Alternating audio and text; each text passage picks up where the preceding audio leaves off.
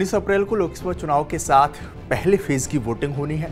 पूरे देश में 7 चरणों में वोट डाले जाएंगे, लेकिन पहले चरण की वोटिंग के साथ ही लोकसभा चुनाव की रणभेरी बज जाएगी। भले ही 7 चरणों में वोट डाले जाएंगे, लेकिन बीजेपी ने ज्यादातर सीटों पर अपने प्रत्याशियों के नामों का ऐलान कर दिया है, लेकिन कांग्रेस इसमें काफी पिछड़ी हुई है। इस रिपोर्ट में बात करेंगे हरियाणा की, जहां 25 मई को 6वें चरण में वोटिंग होनी है और कांग्रेस अभी तक अपने एक भी प्रत्याशी के नाम का ऐलान नहीं कर पाई है। लिहाजा हरियाणा की 9 सीटों पर कांग्रेस के 9 प्रत्याशियों का इंतजार है। कार्यकर्ताओं के मन में भी अब सवाल उठने लगे हैं और पूछा जाने लगा है कि कब तक उनके उम्मीदवारों के नाम का ऐलान होगा। नमस्कार, मैं हूं देवेश यादव और आप देख रहे हैं TV9। हरियाणा में कांग्रेस के लोकसभा प्रत्याशी कौन होंगे, इस पर अभी तक असमंजस की स्थिति बनी हुई है। हरियाणा के प्रभारी समेत राज्य कांग्रेस के बड़े नेताओं की आलाकमान के साथ इसको लेकर एक दौर की बातचीत भी हो चुकी है। लिहाजा सलमान खुर्शीद की अध्यक्षता में बनी सब कमेटी ने हरियाणा की 9 लोकसभा सीटों पर संभावित प्रत्याशियों की सूची भी पार्टी के राष्ट्रीय अध्यक्ष मल्लिकार्जुन खड़गे को सौंप दी है और अब इस पर अंतिम मोहर का इंतजार है। ऐसे में कहा जा रहा है कि प्रत्याशियों की सूची में कांग्रेस के 5 दिग्गजों को झटका लग सकता है और पार्टी 6 सीटों पर नए चेहरों को मौका दे सकती है। लेकिन कौन प्रत्याशी कहां से चुनावी ताल ठोंकेगा, ये तो लिस्ट आने के बाद ही पता चलेगा। लेकिन संभावित प्रत्याशियों के नामों की चर्चा कर लेते हैं। सबसे पहले हरियाणा के जो बड़े चेहरे हैं उनकी बात करें तो ऐसा कहा जा रहा है कि सिरसा, जो अनुसूचित जाति के लिए सुरक्षित सीट है, यहाँ से कुमारी शैलजा चुनावी ताल ठोंक सकती हैं।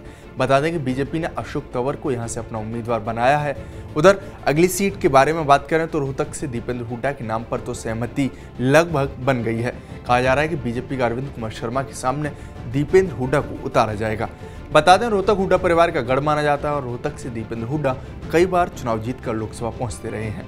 वहीं हिसार सीट से ब्रजेंद्र सिंह को मौका मिल सकता है। ब्रजेंद्र मौजूदा समय में बीजेपी के सांसद थे और हाल ही में कांग्रेस ज्वाइन की थी।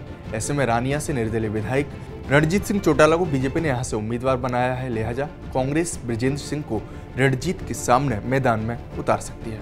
अगली सीट भिवानी महेंद्रगढ़ की बात करें तो कहा जा रहा है कि पूर्व मुख्यमंत्री भूपेंद्र सिंह हुड्डा यहां से विधायक राव दान सिंह को टिकट दिलाना चाहते हैं, लेकिन रणदीप शैलजा और किरण की ओर से श्रुति चौधरी के नाम की पेशकश की गई है। बहरहाल कौन उम्मीदवार होगा, ये तो लिस्ट आने के बाद ही पता चलेगा।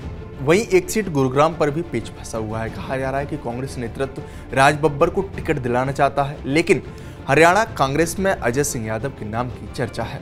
इसके पीछे की जो वजह सामने आई है वो ये कि गुरुग्राम से कांग्रेस की ओर से यादव चेहरे पर पेच फंसा हुआ है, इसीलिए राज बब्बर और अजय यादव में सहमति नहीं बन पा रही है।